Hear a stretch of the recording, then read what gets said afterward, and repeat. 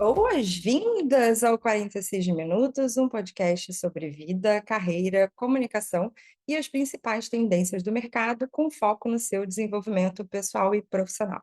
Esse podcast é um oferecimento da TA Consultoria e da Batida Perfeita, e você pode acompanhar os episódios no Spotify e no YouTube. Os links estão na descrição desse episódio, sempre com conteúdo prático para impulsionar a sua carreira. Eu sou Tiziana Arnaud, professora, mentora e estrategista de carreira, e vocês sabem que eu não estou aqui sozinha. Comigo, sempre, minha best friend grudada, Dalva Correia, que é professora, mentora de comunicação assertiva, acolhedora e autêntica. E aí, Dalva, animada para essa conversa hoje?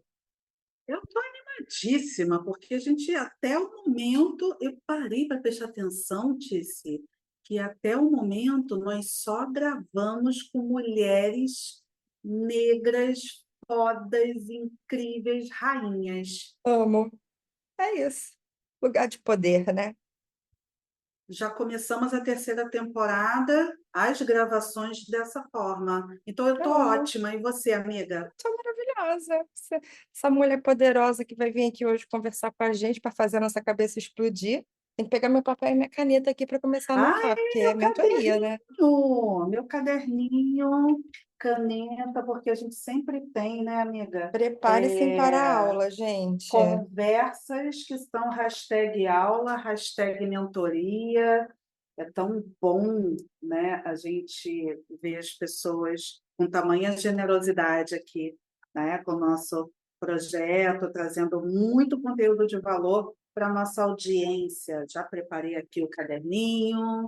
Então, hoje nós temos o prazer de receber, no 46 Minutos, uma convidada que é referência nacional quando o assunto é social selling. Maria Vitória é empresária, escritora e mentora de negócios. Fundadora da A Estranhamente, empresa especializada em geração de demanda B2B. Ela soma mais de 10 anos liderando áreas de marketing e comunicação empresarial, inclusive minha referência. Reconhecida como Top Voice LinkedIn, Maria é uma das vozes mais influentes do país quando falamos em escrita estratégica, criação de autoridade, geração de oportunidades a partir do conteúdo. É com muito orgulho que recebemos hoje essa especialista que transforma conexões em negócios e autenticidade em resultados. Seja muito bem-vinda ao 46 Minutos, Maria! Nossa Senhora, depois de uma descrição dessa, ó, meu Deus do céu. Prazer enorme estar aqui com vocês, Tiziana, Dalva, os ouvintes que vão nos ouvir, estão nos ouvindo. Muito bom estar aqui com vocês, bater esse papo. Estou empolgada aqui para a nossa conversa, porque vocês são, né, minhas rainhas referências, então é uma honra aqui para mim. Ai, que bom que você está aqui com a gente. Estou super feliz. Sempre é um prazer te encontrar pessoalmente, melhor ainda, que eu dou 450 mil abraços na Maria Vitória. Amo. Muito bom. Maria, vamos começar então? Bora? Bora lá. Maria, muita gente ainda confunde social selling com apenas postar conteúdo nas redes. Como que você define, de fato, essa estratégia e o que diferencia de marketing ou vendas tradicionais? E antes que você responda, já vou pedir para os nossos ouvintes que não estão seguindo, já seguir e aproveitar esse momento aí para poder clicar no sininho e não perder nenhum episódio.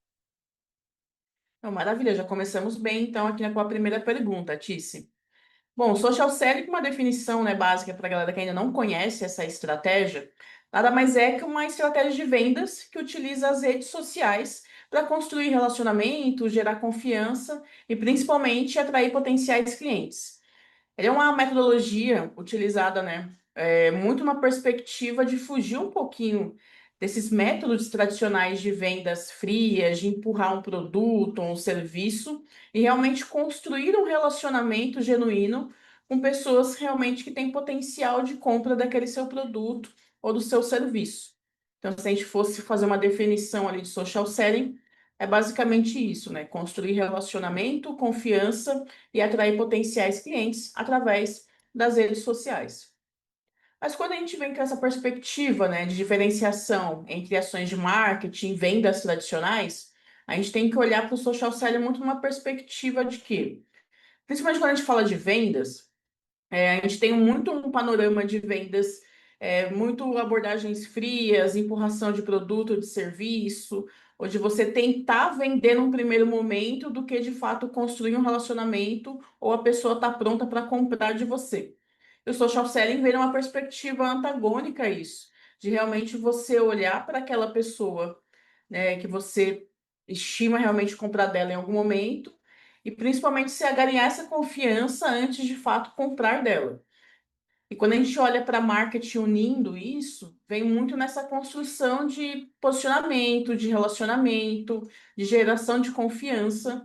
Como que principalmente eu gero conteúdos de valor, conteúdos estratégicos, para que a pessoa do outro lado realmente se sinta próxima, vai confiando em mim, vai indo para outras etapas, me acompanhando com mais frequência, para que quando ela realmente estiver compra, que estiver pronta realmente para comprar, ela me considere primeiro, né, perante aos outros decisores, outras pessoas que ela realmente queira contratar. Então, o social selling vem muito nessa perspectiva, de fugir um pouco dessa tradicional perspectiva de marketing e vendas, e realmente unindo essa construção de relacionamento para potencializar a intenção de compra, sabe? Nossa, super interessante você ter falado isso, porque uma vez eu ouvi uma frase que falava assim: você só compra de quem você confia, e você só confia em quem você conhece. E eu nunca mais esqueci, porque realmente, né, quando a gente pensa em comprar alguma coisa, a gente quer comprar de alguém que a gente tenha essa sensação de confiança. E às vezes a gente nem confia pessoal, nem conhece pessoalmente, mas você já criou uma relação ali online e você sabe que aquela pessoa é referência. Então, na hora que você toma o seu poder, né, de decisão, ali você tem a decisão de fazer aquela compra, você já sabe de quem você vai comprar, né? Eu acho isso muito poderoso.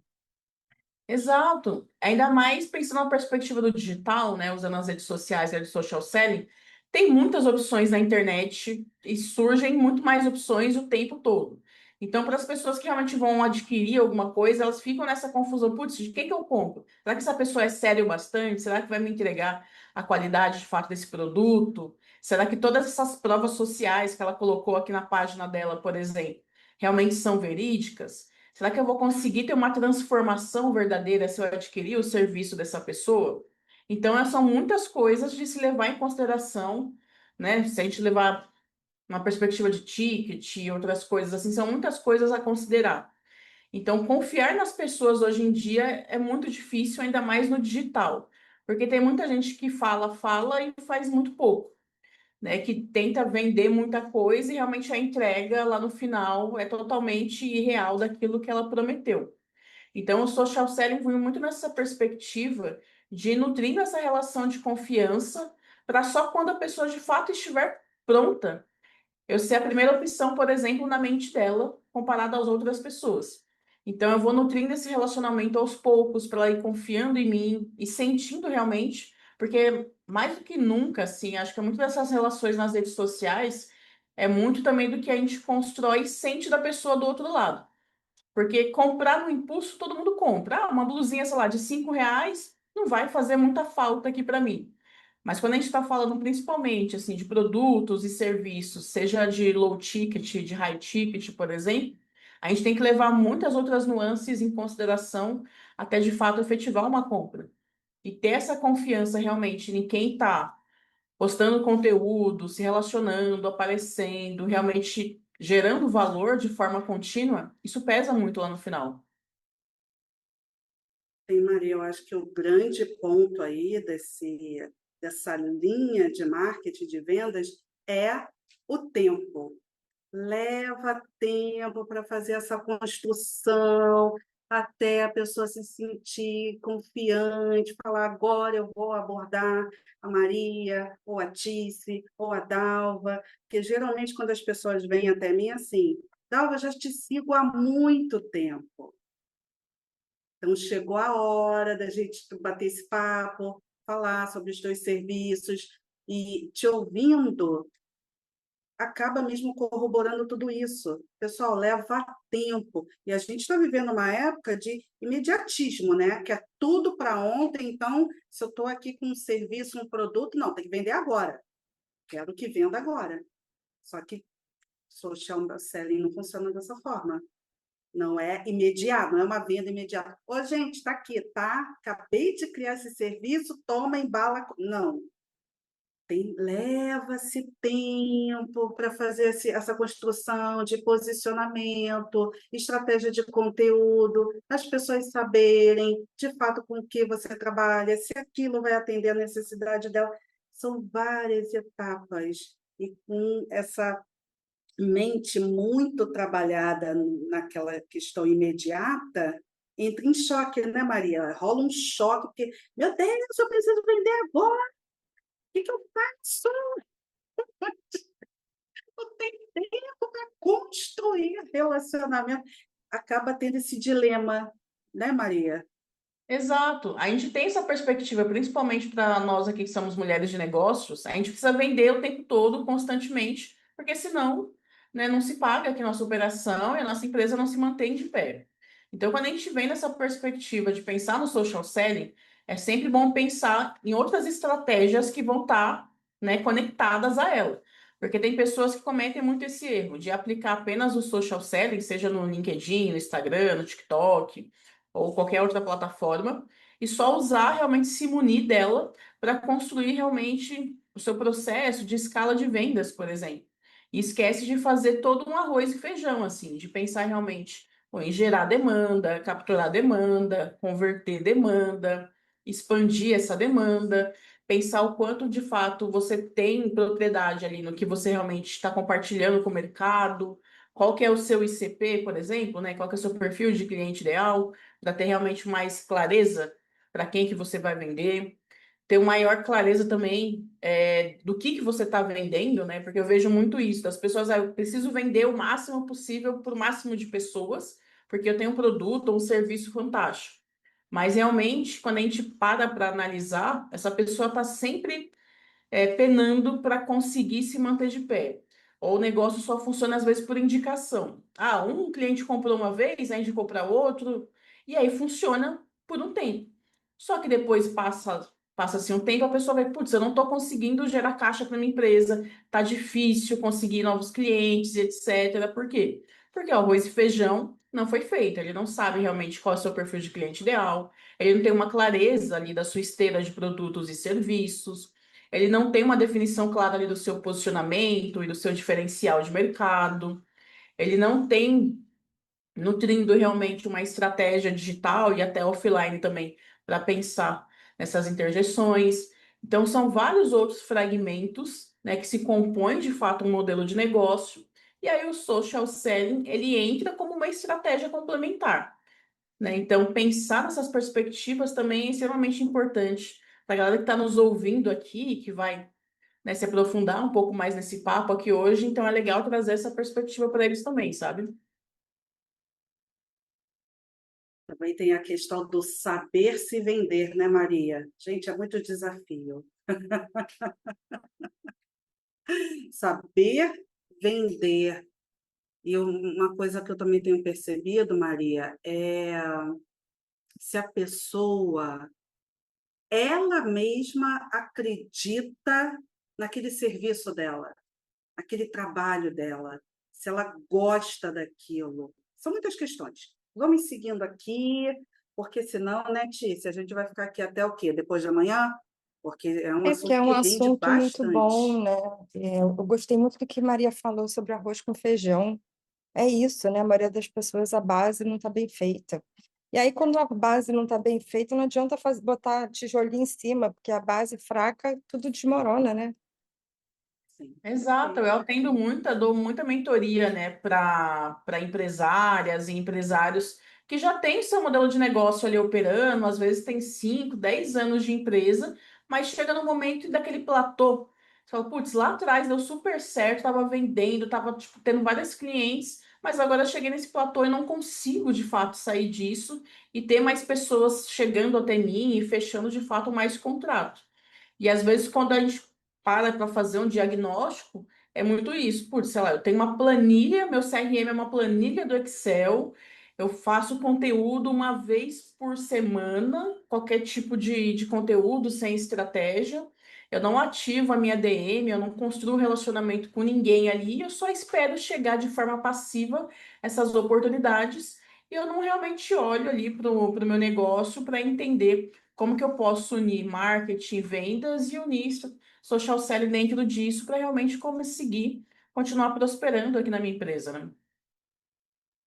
Perfeito, Maria. Muito bom.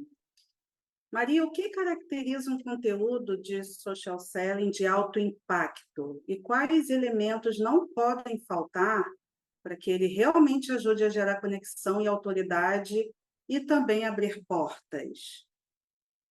Bacana, Dalva. Quando a gente olha para essa perspectiva assim de conteúdo, de fato, dentro do social selling, esse conteúdo que realmente gera um alto impacto, é interessante a gente sempre partir da premissa qual que é o impacto de fato que eu quero gerar. Isso não só numa estratégia de social selling, mas qualquer conteúdo que a gente vai postar para qualquer finalidade, assim.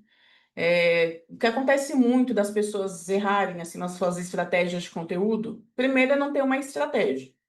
Segundo, é não realmente mensurar qual é o impacto que ela quer gerar com aquele conteúdo que ela vai postar.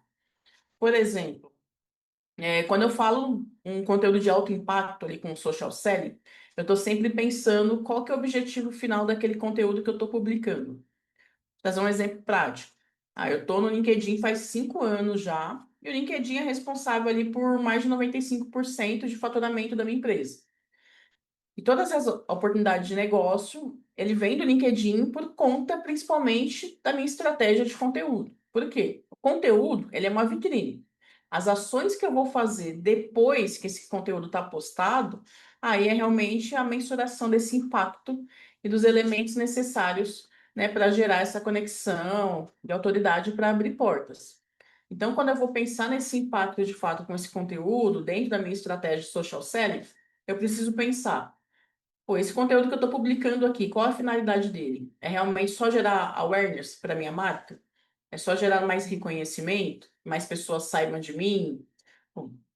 Ou essa estratégia aqui com esse conteúdo, a finalidade dela é realmente gerar mais engajamento, né? Eu quero que mais pessoas curtam, comentem, salvam, compartilhem. Ou não? Esse conteúdo em si, eu quero que o impacto dele seja de fato para conversão. Eu preciso que ele gere uma venda mais direta, assim. Você vai clicar no link, do link tem uma página do outro lado que vai realmente vender alguma coisa. Então, quando eu tenho essa perspectiva de saber qual que é a finalidade desse conteúdo, eu consigo, dentro da minha estratégia, realmente delimitar. Como que realmente eu vou fazer uma distribuição que realmente gere conexão, autoridade e abra portas. E aí eu sempre trago uma perspectiva da minha própria metodologia de conteúdo, né, Connect e Convert, que é baseado em 4 pilares, né? Eu sempre vou distribuir a minha estratégia de conteúdo dentro do social selling baseado em 4 pilares. São os conteúdos de autoridade, desejo, curiosidade e conexão. Os conteúdos de autoridade, onde eu vou educar, de fato, o meu mercado sobre uma temática que eu realmente domino. Então, por exemplo, eu falo muito sobre social selling, geração de demanda, porque são temas que eu domino e que está linkado com aquilo que eu vendo, né? Que é consultoria, mentoria e treinamento, geração de demanda e social selling. Ponto. Então, eu preciso o tempo todo estar educando o meu mercado sobre essas temáticas para comprovar de fato que eu tenho propriedade naquilo que eu estou dizendo. Então, sempre estou trazendo essa perspectiva de conteúdo de autoridade. Só que, por outro lado, eu preciso também criar conteúdo de desejo. É aquele que vai falar da minha oferta de modo direto ou indireto. Eu preciso falar, fazer ofertas para minha audiência ali, senão ela vai comprar de outra pessoa. Isso que acontece com a maioria das pessoas. Putz, eu estou fazendo conteúdo incrível, mas não tem conversão. Por quê? Não tem oferta. Elas não identificam isso, então vai comprar de outra pessoa. Então, eu estou sempre, em algum momento, fazendo alguns conteúdos de desejo, que vai estar falando, de repente, uma prova social, de algum dos meus serviços, ou uma nova cliente que entrou aqui na nossa carteira, ou alguma coisa do tipo, realmente que comprove, né, a seriedade ou até a qualidade daquilo que eu estou vendendo. Então, eu preciso instigar esse desejo na galera.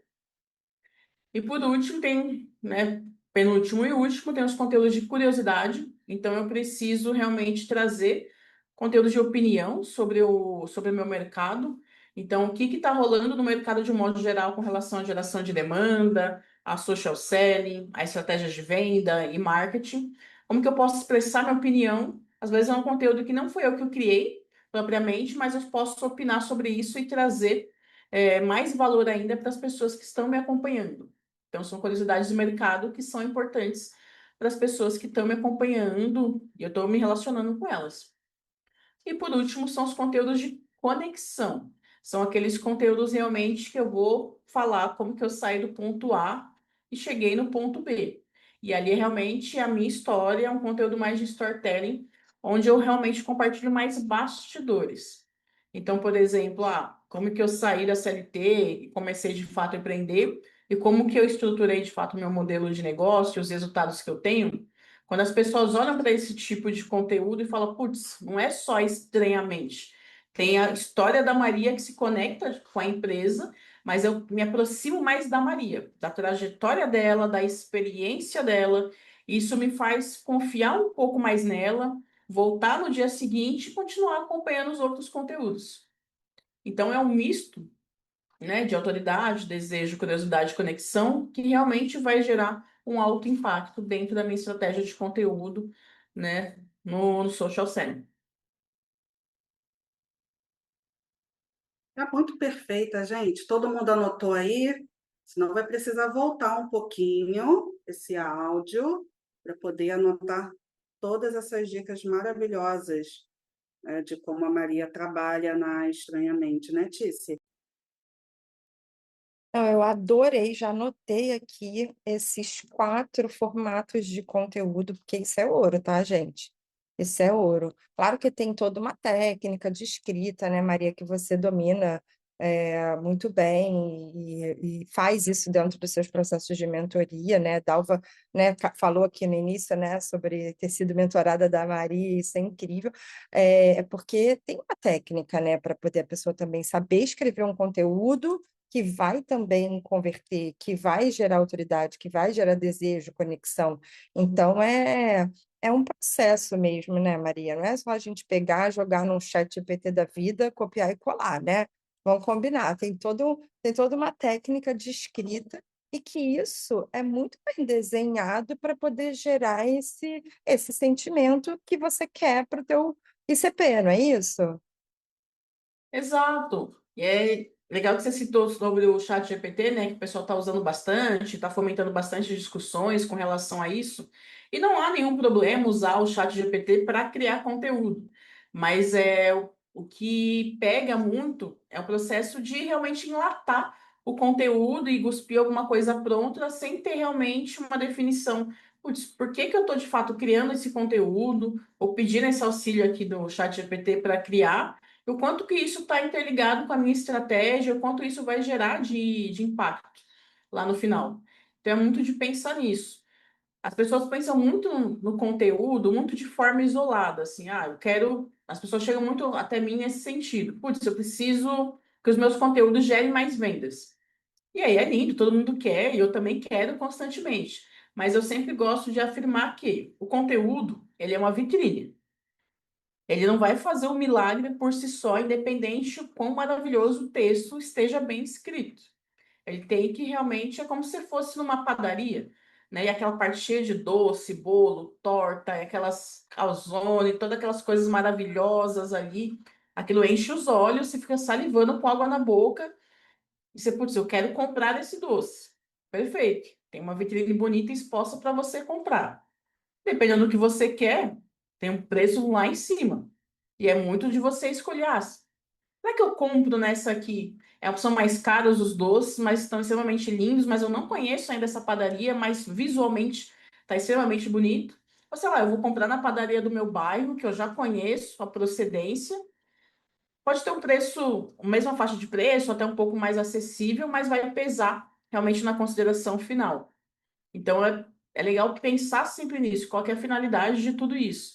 E quando eu penso nessa perspectiva de como usar o conteúdo ali, seja do ChatGPT, seja que você mesmo criou, como que isso está interligado com aquilo que você vende. Eu nunca vou criar, por exemplo, um conteúdo de forma aleatória. Ele sempre vai estar unindo alguma estratégia que realmente eu preciso estar comunicando ali para minha audiência naquele momento. Então, é sempre pensar nisso. Ou da onde eu parto e para onde eu quero ir. Senão, negócios não se sustentam, sabe?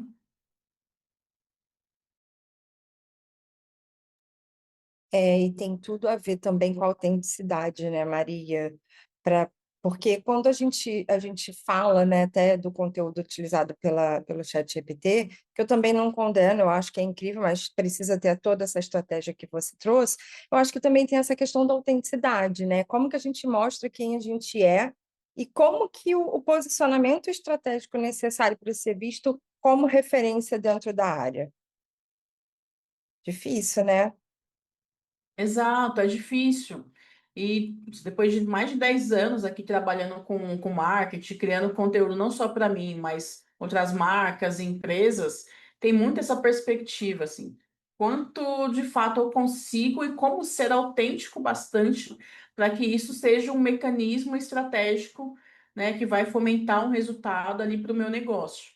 E a autenticidade não é uma coisa que a gente compra na padaria, por exemplo, né? Também não é uma coisa que a gente faz um comando ali, um prompt para o chat GPT e a gente vai conseguir ser autêntico em questão de 3 segundos ou menos. Acho que a autenticidade é muito você saber de fato quem você é.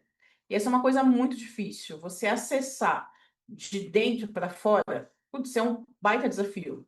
Tem pessoas que vivem uma vida e não conseguem acessar o de dentro para fora. É muito mais fácil acessar o de fora para dentro. Porque acessar de dentro para fora tem tantas camadas. Eu penso como se fosse aquela cebola do Outback, sabe? Várias camadas de cebola, assim, que às vezes a gente não quer descascar. Mas a gente quer comer, mas a gente não quer descascar. E aí é muito difícil olhar realmente para dentro e acessar essa autenticidade. Ainda mais, né, nesses últimos anos que as pessoas falam muito essa palavra, autenticidade, você tem que ser autêntico, porque ser autêntico vende, ser autêntico vai te abrir portas e etc. Mas a autenticidade não se compra com uma mentoria, por exemplo. Não se compra com um curso. A autenticidade se constrói na vida, né? E às vezes essa vida você vai ter que ir pra uma terapia, e às vezes você vai ter que acessar várias coisas do seu passado, mas principalmente você vai ter que viver. E ter realmente a coragem de viver e, né, descascar suas próprias cebolas ali no final das contas, isso faz a gente querer, não querer sair, mas nos obriga a sair da nossa zona de conforto e acessar outras portas dentro da gente que é desconfortável. Então, muitas pessoas ficam nessa dualidade entre ser autêntico e, sei lá, querer comprar a fórmula mágica para ser autêntica, né? Então, fica realmente nessa perspectiva de, putz, eu tenho que mostrar quem eu sou, mas eu não sei quem eu sou. Isso acaba impactando não só no conteúdo, mas qualquer outra coisa que vá derivar dele, sabe? Maria, você tocou agora na parte que me toca de fato, né, com a minha mentoria. E você sabe que assim os meus maiores cases de sucesso na mentoria de escrita autêntica é quando a pessoa ela já faz mentoria, ela já faz terapia, então ela já faz essa busca, esse acesso, né, da portinha para dentro.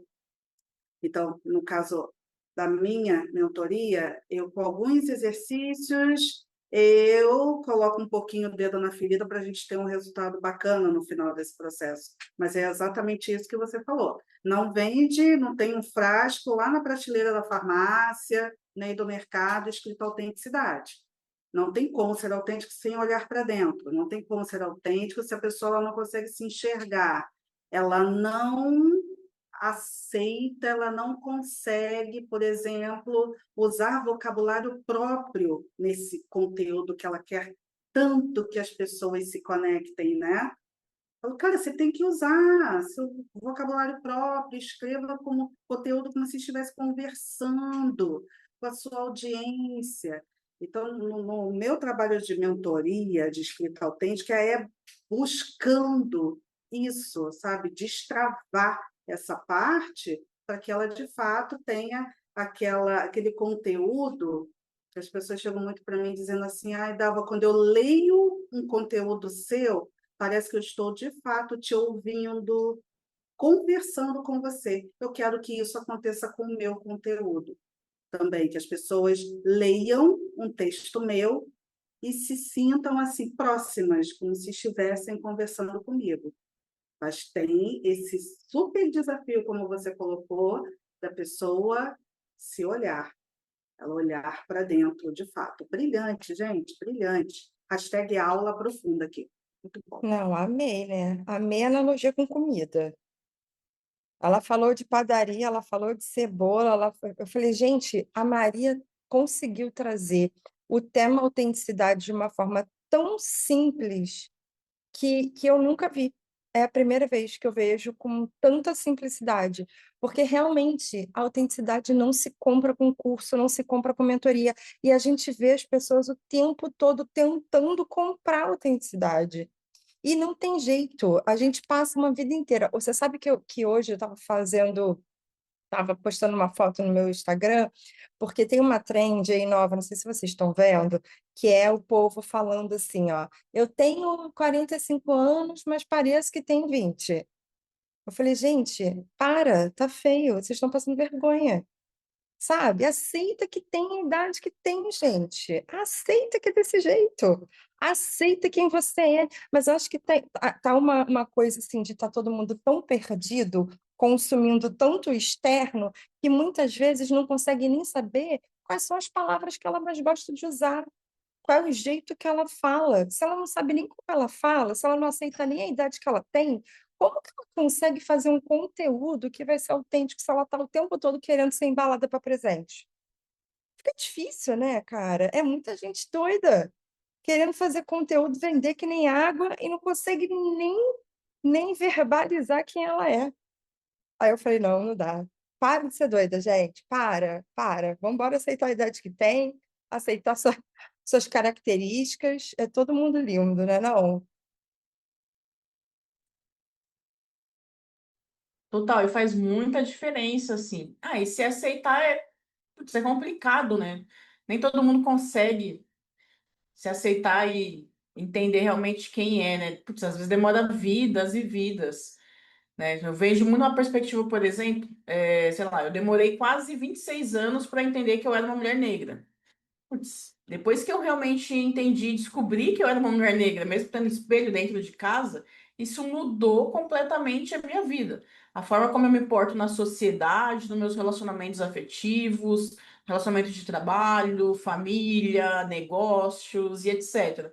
Então, ter acessado essa outra característica minha trouxe toda uma autenticidade também, não só para os meus conteúdos, mas a forma que eu sou, tipo, dando uma palestra, um treinamento, conversando com alguém no bar e etc., para minha escrita.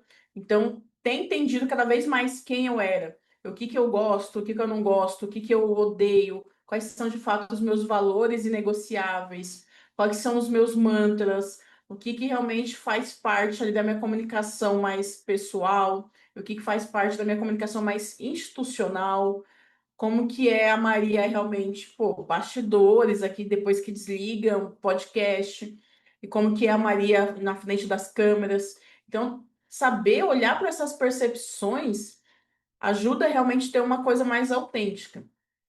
Acho que foi mês passado ou retrasado, eu encontrei uma pessoa do LinkedIn, que é a Paty Kozer, por exemplo. A gente se encontrou pessoalmente pela primeira vez. A gente já se segue, se acompanha há muitos anos.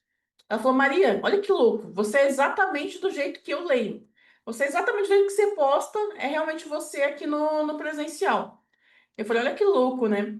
A gente ter esse feedback das pessoas que nos acompanham há muitos anos, nos leem, mas quando ela vem realmente para o mundo real e fala, cara, você é exatamente aquela pessoa que eu estava vendo. Então, isso para mim é o ápice de ser autêntica. Quando seja, sei lá, a sua comunicação falada, escrita e etc., as pessoas de fato conseguem perceber quem você é só pela forma como você se comunica. E quando vem para fato, para a vida real, elas falam, putz, é exatamente aquilo que estava posto. Então, quando você chega nesse ápice, você está mais pertinho do céu. Maravilhosa. Amei. É isso aí, Dalvo. Como que a gente dorme hoje? Não, mas a autenticidade é exatamente isso. E são muitas camadas, como a Maria trouxe. Para muita gente, a pessoa vai ter a vida inteira e não vai conseguir ter esse encontro consigo mesma. E acontece, né? Isso é vida real. Para outras pessoas, tá ali, bate na porta, abro ou não abro, aí chega um momento em que não dá mais e enfrenta mesmo os seus demônios. A autenticidade vem desse lugar mesmo de autoconhecimento e não tem como. É a pessoa tomar a decisão de se conhecer, né? Que é diferente de se amar. Para não ficar muito psicanalítica aqui essa conversa, vamos, Tice. Não tem como, né, não falar sobre isso, se a gente falar de Não tem, autenticidade. não tem como, gente. Assim, eu acho que são processos, né? A gente, quando toma a decisão de estar levando o nosso conhecimento para dentro de uma rede social, ou até para o offline, mas a partir do momento que a gente toma essa decisão de se expor, a gente passa por um processo de autoconhecimento mesmo, né? E de amadurecimento de negócio também, que eu acho que eu, quando comecei lá a vender a mentoria, minha consultoria, cara, foi em 2019.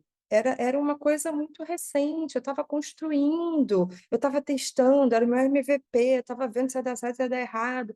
Então, assim, à medida que a gente vai também amadurecendo, a gente vai melhorando, a gente também vai amadurecendo profissionalmente, amadurecendo como empresária, vai amadurecendo o negócio, e a gente vai melhorando. O nosso conteúdo também, eu acho que ele representa muito esse nosso novo momento, né? Eu, quando vejo assim meu conteúdo lá de 2019, eu falo, cara, eu sempre gostei muito de escrever, mas era da Tiziana de 2019.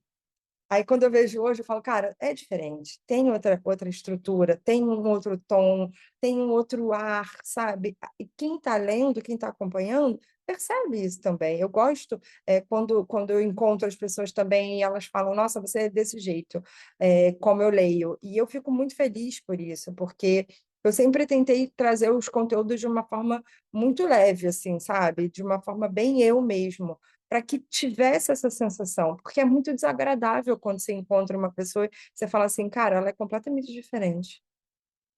E eu já vi pessoas falando isso, até mesmo no LinkedIn, e eu falo assim, cara, a pessoa ela é um personagem. Uma vez eu vi um post de uma pessoa bem grande no LinkedIn, e ela falou assim: ah, quando as pessoas me encontram pessoalmente, elas falam que eu sou diferente. E aí, no LinkedIn, ela tinha uma persona muito extrovertida, muito brincalhona, assim, um ar meio sarcástico, e pessoalmente ela não era essa pessoa. Ela criou ali um personagem mesmo, ela estava interpretando. Só que, sim, isso tem um perigo aí, né? Porque quando você encontra aquela pessoa de verdade, você perde a confiança, pelo menos eu perco, porque a rede social você não está criando para um avatarzinho, né? Você está com a tua carinha ali exposta. Eu não sou novela das oito, né? Eu não sou Odete Roitman. Então, assim, é muito perigoso, né? A pessoa tem que saber exatamente o objetivo que ela quer construir dentro de uma rede, né? Senão dá ruim. Não, total, exatamente isso. Ter essa percepção de, do que eu realmente quero construir e quanto isso vai impactar, né, no curto, médio e longo prazo, é o que faz total a diferença, né? E aí você realmente tem essa concepção. Quanto mais você constrói, quanto mais você expõe, mais você vai trazendo, né, e criando essa percepção de referência ou não dentro da sua área. Você falou que começou ali em 2019, né? A Dalva também já está há um tempo ali produzindo, publicando e se tornando de fato essa referência que foi construída ao longo dos anos. Eu só no LinkedIn estou há 5 anos, por exemplo. Demorou até chegar um pouco nessa jornada de se tornar top voice, de ser de fato essa voz de referência e etc. Foi um processo que foi sendo construído, mas realmente juntando diversos fragmentos, sabe? Eu também já encontrei pessoas das quais eu tinha, né, ali uma visão, uma imagem daquelas pessoas, e ao conhecê-las pessoalmente, rolou um choque. Opa, cadê essa pessoa? Aquela que escreve, que posta vídeos lá no LinkedIn, não é a mesma pessoa. são muitas crenças que envolvem essa construção, que levam as pessoas para esses lugares de eu não vou me mostrar, isso daqui na verdade é só trabalho, não cabe eu trazer quem de fato sou. Mas se a gente está falando aqui, até nessa busca dessa construção do social selling, que é construir relacionamentos, como você não vai se mostrar? Ou você vai só mostrar um personagem e quando você conseguir finalmente ser contratado ou contratada, aquele cliente vai olhar para você e falar: ué, mas não foi com você que eu fechei, não foi você que eu contratei. Então, é importante a gente deixar essa reflexão aqui para o pessoal em relação a isso. Ah, eu quero investir em social selling, eu vou contratar Maria Vitória, vamos arrasar, vamos. Maria Vitória, ela dará todas as ferramentas, todo o suporte, toda a orientação, mas a decisão de se assumir, né? Vou usar aqui essa expressão, realmente só a pessoa pode ter, né, Maria? Só a pessoa pode ter. Porque o trabalho é uma parceria, né? A consultoria, a mentoria é uma parceria. A pessoa precisa entregar ali, cumprir com a responsabilidade dela. Exato. E uma estratégia como essa de social selling, ela não funciona a duas mãos só. Ela precisa funcionar a 4, 8, 10, o que for, né? Porque vender através das redes sociais, por mais que as pessoas achem que é extremamente fácil e qualquer pessoa pode fazer, mas exige, né? Pô, construir relacionamento não é um botão que você aperta, você dá um Ctrl+C, Ctrl+V numa uma copy qualquer, isso vai chover 1 milhão de oportunidades para você. É realmente pensar, pô, como que eu realmente vou lidar com a pessoa do outro lado, né? Eu uso muito social selling, principalmente assim no LinkedIn. Então, é muito um processo. Ah, tô postando conteúdo aqui, eu posto 2, 3 conteúdos por semana. Eu sempre fico de olho para tentar identificar as intenções de compra ali a partir desse meus conteúdos. Então, postei 3 vezes na semana.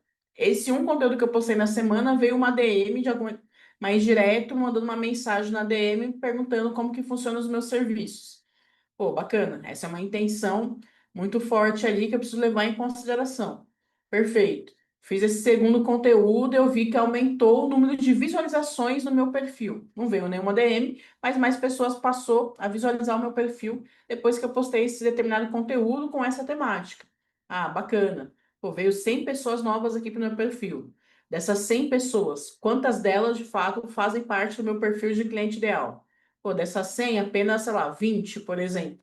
Ah, beleza. Então, eu vou começar a construir relacionamento com essas 20 pessoas que não me conheciam, passou a visitar o meu perfil, provavelmente por causa desse conteúdo que eu publiquei, e aí eu vou me conectando com essa galera, mandando uma DM, me aproximando, para entendendo realmente as motivações que fez essa pessoa visitar o meu perfil, se ela curtiu ou não aquele conteúdo, se aquele conteúdo realmente foi importante, gerou algum valor para ela, se ela está com alguma necessidade nesse momento que eu possa ajudar e acelerar algum desse processo e assim por diante. Então, é um misto de várias coisas, né, que a gente coloca dentro dessa estratégia que pode acelerar ou não realmente essa parte de ser referência, mais vendas e assim por diante. Ai, Maria, que incrível, que incrível. Tudo que você trouxe aqui hoje, da sua experiência, da tua história, dessa aula, essa mentoria aqui no nosso episódio de hoje sobre social selling. Eu espero que ajude muita gente. Então, para a gente fechar, quais as tendências, Maria, que você enxerga para o social selling nos próximos anos, especialmente no LinkedIn, que é uma rede social profissional, uma rede de negócios, né? E o que o profissional que deseja crescer nesse campo deve começar a praticar desde já? Bacana, Dalva. Acho que olhando muito para um médio e longo prazo, assim, olhando nos próximos anos, Social selling é uma estratégia relativamente nova aqui no Brasil. Não tem muitas pessoas que utilizam, que dominam, que ensinam ou que de fato praticam, né? Social selling é uma estratégia muito mais americanizada, que veio mais lá de fora, que foi se achegando aqui para o Brasil nos últimos anos. Tem alguns livros que falam sobre isso. Se vocês procurarem spin selling, social selling, tem muita gente que fala ou tentou postar sobre isso. Começou há alguns anos a aparecer mais falando sobre, e depois com o tempo sumiu. Se a gente olha para os percursores, assim, principalmente dentro do LinkedIn, que começou a falar sobre social selling, tem o Felipe Mateus, por exemplo, ele é um dos percussores social selling aqui no Brasil. Ele tem um livro falando sobre isso. Ele dá consultoria sobre, já atendeu muitas marcas e empresas grandes nesse segmento. Hoje em dia ele está mais sumido, mas foi um dos percussores que fala sobre. A gente tem a Lilian Leal também, que fala há muito tempo sobre social selling, e agora foi, ela fala ainda, mas foi tá para outros caminhos, e etc. Tem o Rafael Cunha também, que fala sobre. Então é muito de olhar e pensando assim, no futuro, pensando que tem um grupo muito pequeno de pessoas que falam sobre isso, né, que postam sobre. Eu olho muito para uma característica de usar o social selling assim, nos próximos anos, cada vez mais, unindo uma estratégia de founder lead growth, de você realmente usar, potencializar a marca pessoal dos fundadores das empresas para realmente potencializar negócios. Então, por exemplo, aqui na Estreamente eu faço isso, né? Então, eu posto ali como Maria Vitória, estou sempre ativando a minha marca pessoal, mas sempre dando um jeito de unir a minha marca institucional, porque quanto mais eu me posiciono, quanto mais eu crio conteúdo, quanto mais eu crio relacionamento ali dentro do LinkedIn, isso proporcionalmente vai ser benéfico para a minha empresa. Então, eu estou sendo realmente a cara aqui do meu negócio, me expondo ali, criando meu conteúdo, e isso vai reverberando no meu negócio. E assim, cada vez mais eu olho assim para o futuro, realmente de pensar, quanto mais os founders das empresas realmente olharem para o seu negócio, se posicionarem, entenderem que social selling é realmente um caminho factível, né, e lucrativo para realmente criar demanda e exponenciar os seus negócios, eu acho que essa é uma tendência assim para o futuro que muita gente está falando, mas de fato não está praticando. Então é legal a gente pensar nisso, né? Quando realmente a marca do fundador vai impactar diretamente no negócio. Se a gente pega um exemplo ali do CEO, se eu não me engano, da CIMED, ele tá super hypado no TikTok, nas outras plataformas, o quanto que ele cresceu, exponenciou realmente as vendas, mas também a marca CIMED no mercado. Como? Se posicionando, criando conteúdo e realmente sendo a cara da empresa. Assim como que é a outra fundadora também da CIMED, que agora eu não lembro o nome deles aqui, mas é uma estratégia que eles adotaram. Tem o Thales Gomes da G4 Educação também. Ele é a cara da empresa. Independente do posicionamento e se aquilo, ele está realmente usando da sua marca pessoal para ser um ativo de negócio. É a mesma coisa que eu faço e que as outras pessoas fazem muito pouco ou quase nada, mas é uma coisa que eu prevejo, né, para os próximos anos, realmente pensando nessa geração de demanda, unindo ali social selling, né? E para outra pergunta que você me perguntou, Dalva, o que o profissional realmente que deseja crescer nesse campo deve começar a fazer desde já? Primeira coisa, pensar, putz, desde já, se realmente criar relacionamento é uma coisa que vai ser benéfica para a carreira dele ou para o negócio. Vou te dar um exemplo, assim. Ano passado eu fui abrir vagas aqui na Estreamente para social sellers, né, que é a pessoa que fica responsável pela estratégia de social selling dentro de contas específicas. Foi extremamente difícil achar um profissional para realmente ocupar 3 vagas aqui na empresa. Putz, você pede indicação disso, daquilo, você busca no mercado, abre vaga no LinkedIn, em outras plataformas, é extremamente difícil. Por quê? Porque as pessoas não estão acostumadas a construir relacionamento nas redes sociais. Então, quando você até realmente, pô, galgar essa habilidade, é extremamente difícil. Tem outras empresárias que vêm até mim, eu preciso de um seller aqui para trabalhar na minha conta e crescer mais vendas aqui na empresa. Putz, você não dificilmente se encontra no mercado, porque essa habilidade realmente de vendas é uma coisa que precisa ser perpetuada, precisa ser trabalhada. Então, realmente pensar, putz, o quanto que realmente me empenhar em social selling vai ser benéfico ali para minha carreira, quais habilidades que são necessárias para construir uma carreira nessa área. É imprescindível, por exemplo, você dominar a escrita. Cara, não tem como você ser um bom social seller se você não dominar a escrita. Você não precisa ter um português extremamente 100% impecável, mas você tem que saber se comunicar de forma escrita muito, muito, muito bem.